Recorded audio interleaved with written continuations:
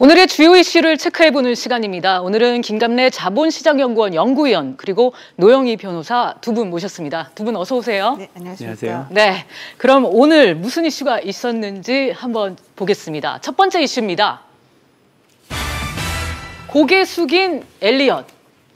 오늘 현대차 본사에서 열린 현대차 주총에서 엘리엇이 완패했습니다.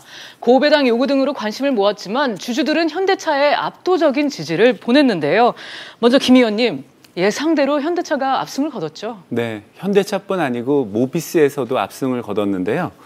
이 헤지펀드 엘리엇하고 또 국내 대표 기업 현대차의 어떤 맞대결에서 관심은 많았지만 그 외국인 투자자나 심지어는 외국계 자문사까지도 그런 무리한 요구에 대해서 외면하면서 이제 엘리엇은 아주 참패를 했습니다. 결국 그 기업의 지속 가능성을 훼손하는 그런 투기적 행태의 헤지펀드의 단기적인 편취 행위는 국내 자본시장에서 정착하기 어렵다는 그런 교훈을 주는 굉장히 중요한 사안으로 봅니다. 네, 노 변호사님, 사실 주총 전부터 이 엘리엇의 요구가 터무니없다 이런 비판이 많았잖아요. 네, 그렇습니다. 2018년 5월에 그 현대차의 그 지배구조 개편이 마음에 안 든다 이러면서 사실은 임시주총까지 끌어내면서 공격적인 행보를 보였던 엘리엇 입장에서는 좀 이 참패가 많이 아쉬울 가능성이 좀 있습니다. 어쨌든 예컨대 오늘 지금 주요하게 다뤄졌던 게 재무제표 승인 안건하고 그 배당 승인 안건이 이제 두 가지가 있었었고요. 그리고 또 하나는 사회이사 선임에 관련된 문제가 좀 컸었는데. 일단은 뭐 그 주당 3,000원을 제안했던 현대차 쪽이 86%의 그 득표를 얻어서 승리를 했고요. 엘리엇은 뭐 21,967원을 제안했지만 이것은 13.6%밖에 그 표를 얻지 못했습니다.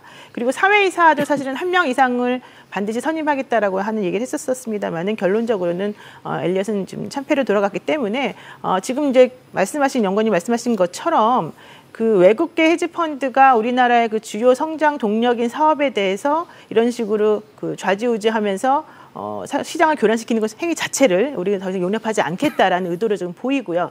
특히 이번에 이제 국민연금에서 어느 정도는 먼저 투명하게 본인들의 표를 보여주는 면도 사실은 어느 정도 작용하지 않았을까 생각이 듭니다. 네.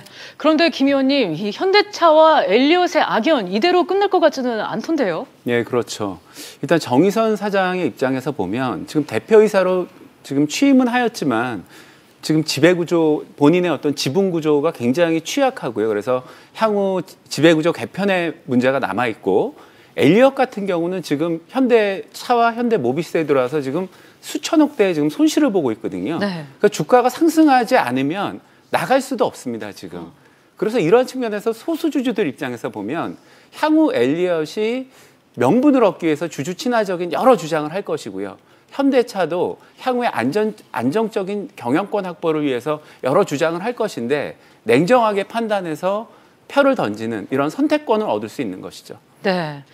노 변호사님, 일단 엘리엇의 공격은 막아내면서 정의선 부회장이 대표이사에 올랐는데 이제 정의선 시대가 막 올랐다 이렇게 볼 수 있겠죠? 네, 일단은 한숨을 돌린 모양새라고 좀 볼 수 있겠고요. 일단 중요했던 것은 엘리엇에서 그 주주 제한권을 행사함에 있어서 사내이사에 대해서는 사실은 터치를 하지 않았다는 것도 좀 중요한 것 같습니다.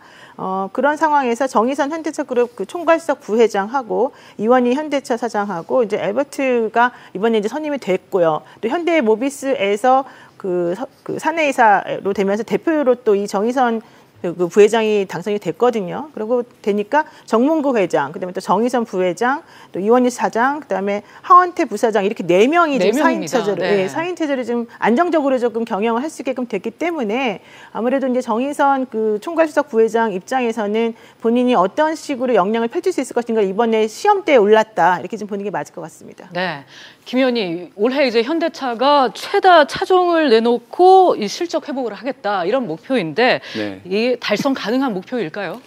일단 그 전망은 사실 어둡습니다. 오늘 그 정의선 대표이사 체제의 주가 반응도 그렇게 좋지는 않았고요. 다만 정의선 지금 대표이사 같은 경우에는 향후에서 경영권 승계에 있어서 실적을 이루지 않으면 사실상 어렵습니다. 왜냐하면 이제 어떤 그 시나리오를 찾아봐도 정의선 사장 그 대표이사 같은 경우에는 정봉구 회장님의 증여 내지는 상속세 65%를 부담해야 되거든요. 그러면 지분은 향후에도 낮을 수밖에 없어요. 네. 결국 경영권 유지를 위해선 실적을 계속 내가면서 주주들의 협력을 갖는 체제로 향후에 현대차 그룹은 이끌어질 것입니다. 네. 정의선 시대를 맞이한 현대차가 또 앞으로 어떤 모습을 보여줄지는 또 지켜봐야 될 것 같습니다.